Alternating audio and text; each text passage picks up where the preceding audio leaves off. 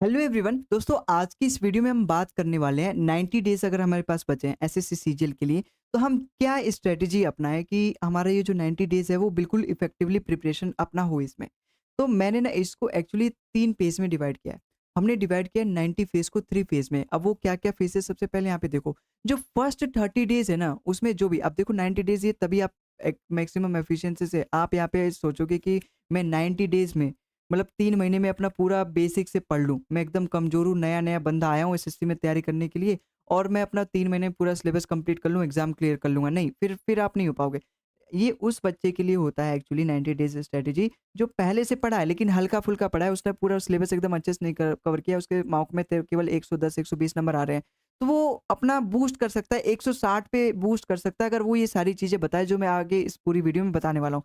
ठीक है? तो मैं मान के चलता हूँ कि आप अभी 100 मार्क्स आ रहे हैं आपके या फिर 110 के आस-पास आ रहे हैं आपके मॉक में। तो कैसे आप 160 लेकर आएँ, ये भी इस वीडियो का टॉपिक हो सकता है।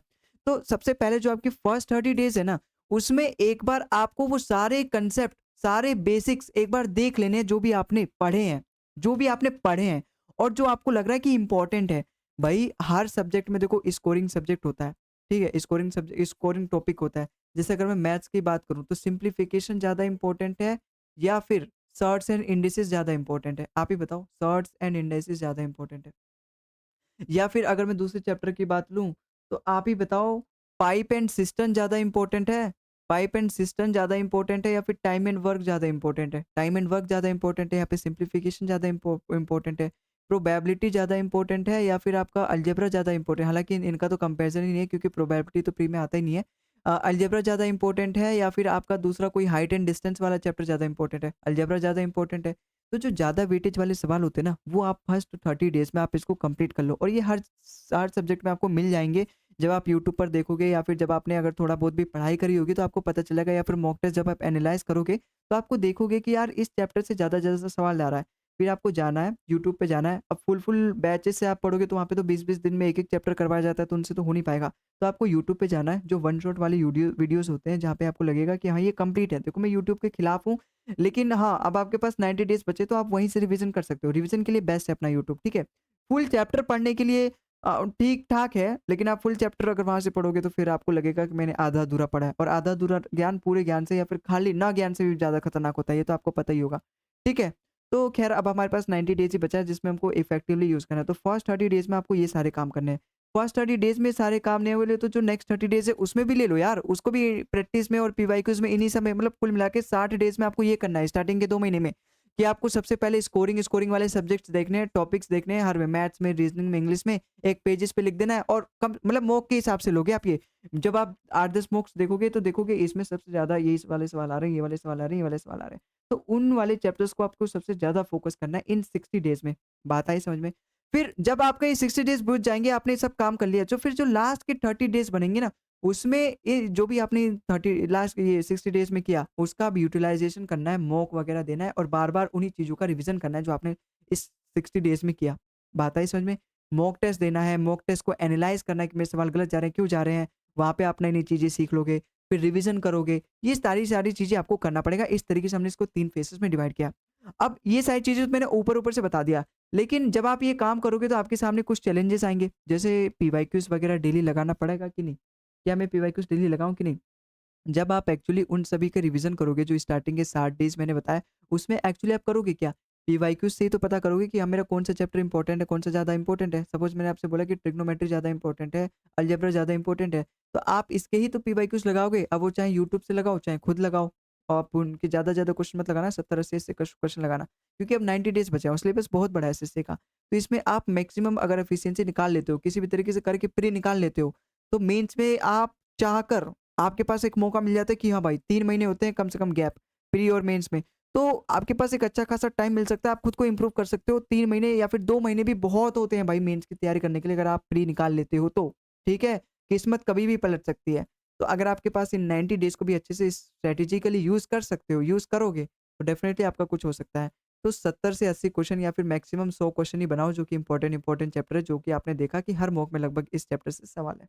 अगला है हमारा जो भी ये मॉक टेस्ट दे रहे हैं ना, जो भी आप ये दे रहे हो, इसको रेगुलरली दे रहे हो, इसको डे 31 से ही स्टार्ट कर दो, क्योंकि डे 60 तक जाके आपका पूरा सिलेबस होगा, लेकिन आपको मॉक टेस्ट ज़्यादा देना है। इवन आप फुल मॉक्स मत दो, लेकिन हाँ, सेक्शनल मॉक देने स्टार्ट कर दो। सेक्शनल मॉक मतलब वो सब्जेक्ट जिसको मैं मेरा जिसमें मतलब एकदम पक्का है। जैसे रीज़निंग होता है, वो सबसे ज़्यादा नंबर लेकर आ जाते हैं बच्चे। तो आप रीज़निंग में ऐसा कोशिश करो कि अभी अगर आपके 45 नंबर आ रहे हैं 50 में, तो इसको 50 तक ले जाने की कोशिश करो, क्योंकि जहाँ मैं कर सकता हूँ वहाँ तो मैं पूरा करने की कोशिश करूँगा।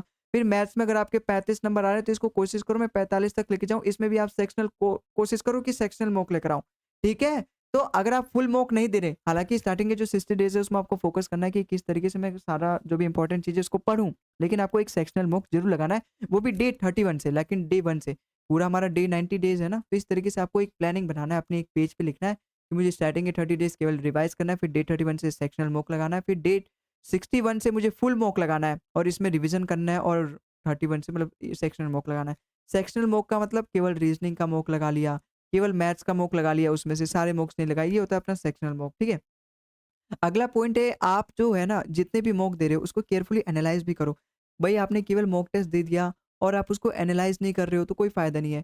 आप 100 से ज़्यादा मॉक टेस्ट लगा लो, लेकिन आप उसको एनालाइज़ नहीं कर रहे हो। वहीं अगर आप 50 ही मॉक टेस्ट लगा रहे हो, लेकिन आपने हर मॉक टेस्ट को अच्छे से एनालाइज़ किया, तो ये वाला ज़्यादा एफिशिएंसी देगा, आपको ज़्यादा आउटपुट देगा। क्यों? क्योंकि इसको बार-बार आपने एनालाइज़ किया कि मैं कहाँ गलतियाँ कर रहा हूँ। एक्चुअली एनालाइज़ का मतलब होता है कि मैं अपनी गलतियों से सीखूँ। अगर आप अपनी गलतियों से सीख नहीं रहे हो तो बार-बार वही गलती करोगे। तो अगर आप एनालाइज़ करोगे तो आप अपनी गलतियों से सीखोगे कि इस बार मैंने ये गलती करी, अगली बार ये गलती नहीं करूँगा। इस बार मैंने ये जो हार्ड क्वेश्चन था इसको मुझे स्किप करना चाहिए था, बाद में करना चाहिए था, अगले मॉक में आप ये गलती सुधारोगे अपनी। है ना? तो ये सारी चीज़ें होती हैं जो आप अपने हर मॉक से खुद को 1-1% इम्प्रूव करोगे डेली। तो आपको मॉक को एनालाइज़ ज़रूर करना है। बाकी जो भी स्कोरिंग टॉपिक है वो तो मैंने आपको बताया कि जो 60 दिन है स्टार्टिंग के, उसमें आपको स्कोरिंग टॉपिक पे ही फ़ोकस करना है सबसे ज़्यादा, ठीक है? अपनी स्पीड और एक्यूरेसी पे भी साथ में काम करना है। अब इन पे कैसे काम करोगे? कुल मिला के 90 डेज़ ही अब बचे हमारे पास, ठीक है? अब इन्हीं 90 डेज़ में मुझे सब कुछ करना है, सिलेबस भी, रिवीजन भी, मॉक टेस्ट भी, एनालिसिस भी, स्पीड और एक्यूरेसी पे भी काम करना है। इनके लिए आप क्या करो, इनके लिए ज़्यादा कुछ करना नहीं होता। ये सबसे ज़्यादा अगर मैं मैथ्स की बात करूँ, अगर मैथ्स में करना है तो आपको 25 तक टेबल याद करने पड़ेंगे, जो कि याद करने पड़ेंगे। पहले भी करने थे, अभी भी करने पड़ेंगे 90 डेज़ होने के बावजूद। फिर उसके बाद आपके पास 50 तक स्क्वायर याद करने पड़ेंगे। ये जो 90 डेज़ है ना, एकदम अच्छे से इस्तेमाल करो इसको, एकदम फुल एफिशिएंसी के साथ इस्तेमाल करो। 8-8, 10-10 घंटा इसमें लगा लो, हो जाएगा, प्री निकल जाएगा, ठीक है? और प्री निकल गया उसके बाद 2 ढाई महीना आपको मिल जाएगा मेंस के लिए, तो कुल मिला के आपकी जो प्रिपरेशन वाली जर्नी है वो 6 से 7 महीना ऐसी हो ही गई। हो गई कि नहीं? 3-4 महीना आपने प्री के लिए पढ़ाई किया, 2-3 महीना आपने मेंस के लिए, तो 6-7 महीना आपका हो ही गया, वैसे ही हो गया। तो लेकिन आपको ये देना पड़ेगा एकदम फुल डेडिकेशन वे में। कभी भी आपको संडे छोड़ना पड़ेगा, आपको सोशल मीडिया छोड़ना पड़ेगा, आपको फालतू के दोस्त छोड़ने पड़ेंगे जो भी आपके टाइम वेस्ट करते हैं, सब कुछ छोड़ना पड़ेगा, तो आपको हो जाएगा 90 डेज़ में भी हो जाएगा ये। बहुत स्ट्रैटेजिकली, बहुत डेडिकेटेड वे में, बहुत मोटिवेट होके करना पड़ेगा, हो जाएगा। ठीक है? तो यहाँ पे मैं क्या बता रहा था, 50 तक आपको स्क्वायर याद करने हैं, 20 तक आपको क्यूब याद करनी है, ये सारी चीज़ें हैं। बाकी आपको वो सारे मेथड सीखने हैं कि एलिमिनेशन, अब ये सीखने का मतलब ये नहीं कि इसमें अब ये चीज़ मैं सीखूँ, ये चीज़ आप तभी सीख लोगे जब आप यूट्यूब पे सवाल सॉल्व करोगे, आपके टीचर सिखा देंगे। जब आप मैथ्स, भई मैथ्स का किसी कहीं कहीं न कहीं से रिवीज़न तो करोगे ना, खुद से तो रिवीज़न करोगे नहीं। खुद से रिवीज़न करते तो 90 डेज़ स्ट्रैटेजी की ज़रूरत ही क्या पड़ता? फिर तो आप पूरे साल खुद के नोट्स बनाए हो, खुद से रिवीज़न करो, उसको जैसे आप करते आ रहे हो वैसे ही करते रहो। लेकिन अब केवल 90 डेज़ बचे हैं, तो जहाँ से भी आप पढ़ रहे हो यूट्यूब पे, वो आपको सिखाएगा एलिमिनेशन मेथड कैसे, क्यों हर टीचर सिखाता है लगभग। यूनिट डिजिट कैसे अप्लाई करते हैं, ऑप्शन से करना वो सिखाएगा। अगर नहीं कर रहा तो आप दूसरे टीचर को पकड़ो, ठीक है? एलिमिनेशन हो गया, यूनिट डिजिट हो गया, डिजिटल सम हो गया, ये सारी चीज़ें वो सिखाएगा। ठीक है? यही सब चीज़ें होती हैं जो आपकी स्पीड को और एक्यूरेसी को बढ़ाती है। एक्यूरेसी मतलब आप जितना भी अटेम्प्ट कर रहे हो, क्या वो सही भी है या फिर ऐसे ही अटेम्प्ट करे जा रहे हो? तो एक्यूरेसी पे भी सबसे ज़्यादा ध्यान देना है। पहले एक्यूरेसी, फिर उसके बाद स्पीड। तो एक्यूरेसी मतलब जितना भी आप सवाल अटेम्प्ट कर रहे हो, वो सही जाना चाहिए उसमें से मैक्सिमम। तुक्का अगर करोगे, नेगेटिव मार्किंग आ जाएगी, फिर और भी आपका नुकसान हो जाएगा आपका। अब फ़ॉर्मूला को आपको ज़रूर रिवाइज़ करना है, एवरी वीक रिवाइज़ करना है, डेली नहीं। भाई मैथ्स एक ऐसे सब्जेक्ट है जिसमें फ़ॉर्मूला होते हैं।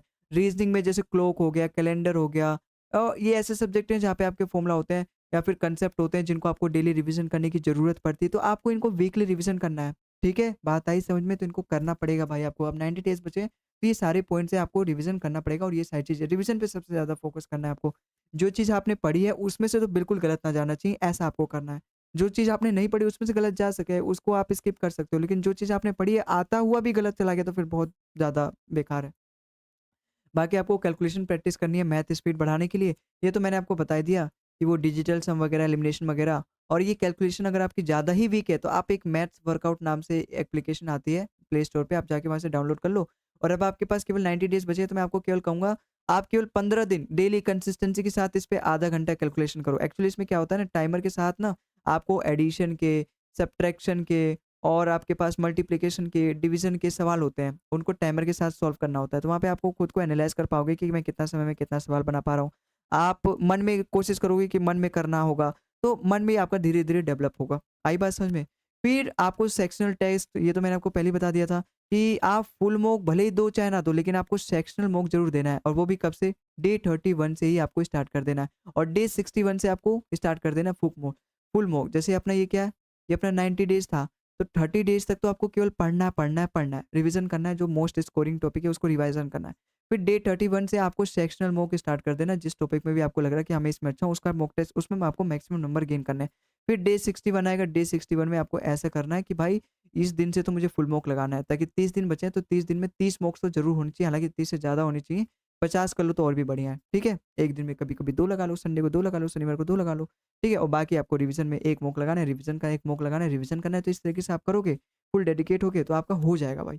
अच्छा, ये जो लास्ट के 90 डेज़ बचे हैं, इसमें आपको ज़्यादातर जो ज़्यादा स्टे वो सोर्सेज़ होते हैं ना, वो फ़ॉलो नहीं करना। बुक्स वगैरह के पीछे तो बिल्कुल मत भागना, अब बुक्स वाले समय गए। केवल आपको अपने जो भी नोट्स बना रखे हैं, यूट्यूब से पढ़ के भले ही सही उनसे, उन्हीं को रिवाइज़ करना है। एक ही चीज़ को यहाँ पे कई बार करना है, मल्टीपल टाइम्स करना है। ये ना कि आप हर बार नई चीज़ें लेकर आओ, कि आप देखो मैं टेलीग्राम से शॉर्ट नोट्स डाउनलोड कर लेता हूँ, ठीक है? इन टीचर के ये शॉर्ट नोट्स अच्छे हैं, इनसे पढ़ लेता हूँ। ये टीचर की ये वाली सीरीज़ अच्छी है, इनसे भी कर लेता हूँ। नहीं, आपको एक ही रिसोर्स फ़ॉलो करना है, लेकिन उसको इतनी बार फ़ॉलो करना है कि उसमें एक-एक चीज़ आपको एकदम याद हो जाए अच्छे से, ठीक है? आई बात आपको समझ में? बाकी आपके जो वीक सब्जेक्ट है, सपोज़ जैसे इंग्लिश आपका वीक सब्जेक्ट है, रीज़निंग आपका चलो ठीक-ठाक है, मैथ्स आपका वीक सब्जेक्ट है, तो इसमें थोड़ा-सा ज़्यादा समय देना। वही मैं मान के चलता हूँ आपके इंग्लिश में ठीक-ठाक नंबर आते हैं, सपोज़ 40 या फिर 42 नंबर आ जाते हैं। रीज़निंग में आपके 48 नंबर आ जा रहे हैं, फ़ोकस करने के बाद अब थोड़ा-सा आपने 30 दिन स्टार्टिंग के अच्छे से यूटिलाइज़ किए तो आ जा रहे हैं 48, और मैथ्स में आ रहे हैं आपके 20 नंबर, 25 नंबर, तो आप इसको बढ़ाओ यार, 25 नहीं होने चाहिए, कम से कम 35 प्लस तो होना चाहिए। तब भी आपको हालाँकि पीछे रह जाओगे, और आपका जीके जीएस में आपको कम से कम 20 से 25 नंबर आने चाहिए। तो देखो कुल मिला के कितना हो गया? भई ये कुल मिला के हो गया 90, 90 और ये 125, 125 में अगर मैं 20 भी जोड़ दूँ तो 145 है। 145 भी कम है, हालाँकि ठीक है, एससी और एसटी वाले अगर आप इस कैटेगरी में लाइक करते हो तो हो जाएगा। जनरल में अगर आप हो तो थोड़ा-सा यहाँ पे 5 नंबर और बढ़ा लो, 5 नंबर, 2-3 नंबर यहाँ बढ़ा लो, तो आप लगभग 150 प्लस पहुँच जाओगे, तो आप जनरल कैटेगरी में हो तो भी आप इस तरीके से अचीव कर सकते हो। तो ये देखो है, इमेजिनरी नहीं है ये अचीवेबल है, ये पॉसिबल है 90 डेज़ में करना। लेकिन तभी पॉसिबल है जब आप बाहर अपने ऐसे साइड में ब्लाइंडर्स लगा दोगे, किसी दूसरी चीज़ को नहीं देखोगे कि वो क्या कर रहा है, उसका दिनचर्या कैसे चल रहा है। आप अपने आप को एकदम कूड़ा बना लोगे, 8-8, 10-10 घंटा डेली एक कमरे में बंद होके पढ़ोगे, लाइब्रेरी में जाके किसी से मतलब नहीं रखना, कोई सोशल मीडिया नहीं चलाना, केवल पढ़ाई, पढ़ाई, पढ़ाई, तो 90 डेज़ में आपका कल्याण हो सकता है, ठीक है? स्टार्टिंग के 30 डेज़ आपको लगेंगे खुद को इम्प्रूव करने के बाद, लेकिन जो एफिशिएंसी आपकी 30 डेज़ के बाद जो होगी, आपको इम्प्रूवमेंट देखने को मिलेगा ना, वो अलग ही लेवल का होगा, ठीक है? बाकी जब आप यहाँ पे पढ़ रहे हो ना, तो थोड़ा-सा ब्रेक भी ले लिया करो। क्यों? इससे क्या होता है, जब हम 2 घंटे लगातार पढ़ते हैं ना, तो उसमें हमारा जो आउटपुट निकल के आता है केवल 1 घंटे का। लेकिन अगर वही 2 घंटा अगर मैं ब्रेक लेके पढ़ता हूँ, सपोज़ मैं 30-30 मिनट पढ़ता हूँ, 5 minute break, 30 minute, 5 minute break, 30 minute, 5 minute break, या फिर 25 मिनट, 5 मिनट ब्रेक। तो इससे क्या होता है, मेरी एफिशिएंसी इंक्रीज़ होती है। जैसे यहाँ देखो, 25 मिनट मैंने पढ़ा 5 मिनट, 25 मिनट मैंने पढ़ा 5 मिनट, 25 मिनट मैंने पढ़ा 5 मिनट, और 25 मिनट मैंने पढ़ा 5 मिनट। इस तरीके से मेरे 100 मिनट हो गए, 100 मिनट हो गए, और ये 20 मिनट, ये कुल मिला के मेरे पे आप यहाँ पे 2 घंटे हो गए। 2 घंटे पे आप देखोगे 25 चौका 100, मतलब आपके 100 मिनट मतलब 1 घंटा 40 मिनट आपने पढ़ाई करी है, और ये जो 25-25 मिनट पढ़ोगे ब्रेक ले लेके ना, ये फुल एफिशिएंसी से आप यूटिलाइज़ कर पाओगे, क्योंकि आप यहाँ पे 5 मिनट का ब्रेक ले रहे हो। और ब्रेक में आपको कोई रीलबाज़ी नहीं करनी, कोई रील्स नहीं देखने, कोई आपको यूट्यूब शॉर्ट्स नहीं देखने, कोई आपको दोस्तों से बातें नहीं करने कि आपके समय बर्बाद हो। पता चले 5 मिनट का ब्रेक लेने गए और वहाँ पे 15 मिनट बात करने लगे अपने दोस्तों से, नहीं, 5 मिनट में तुरंत वापस आ जाना है, ठीक है? तो आपको ये सब कुछ करना पड़ेगा, ब्रेक वगैरह के साथ लोगे तो आपका दिमाग टाइम टू टाइम फ्रेश होते रहेगा, रिफ्रेश होते रहेगा, और आपकी एफिशिएंसी तुरंत बढ़ जाएगी।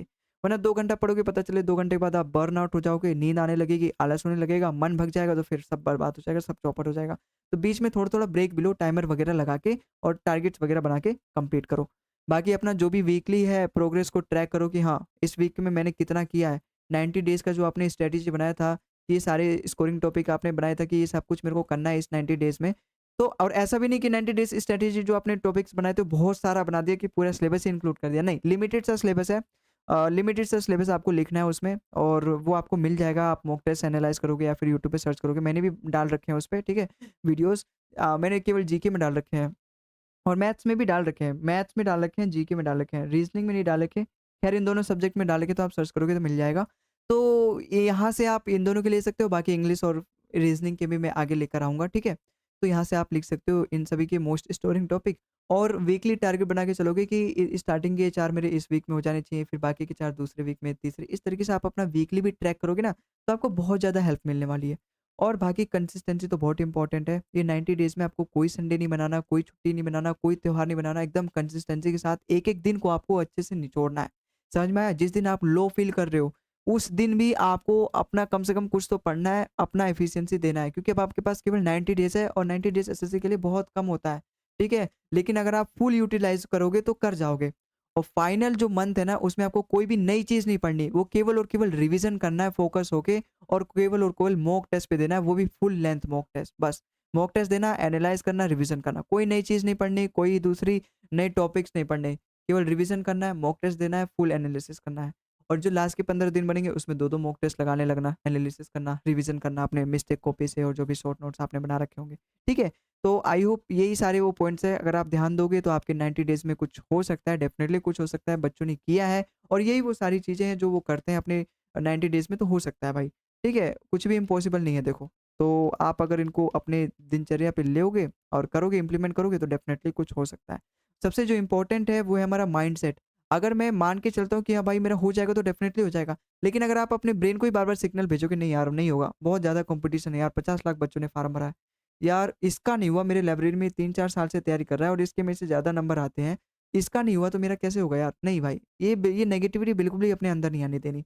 पॉजिटिव माइंड के साथ आप करोगे, डेफ़िनिटली रिज़ल्ट मिलेगा, बेटर रिज़ल्ट मिलेगा।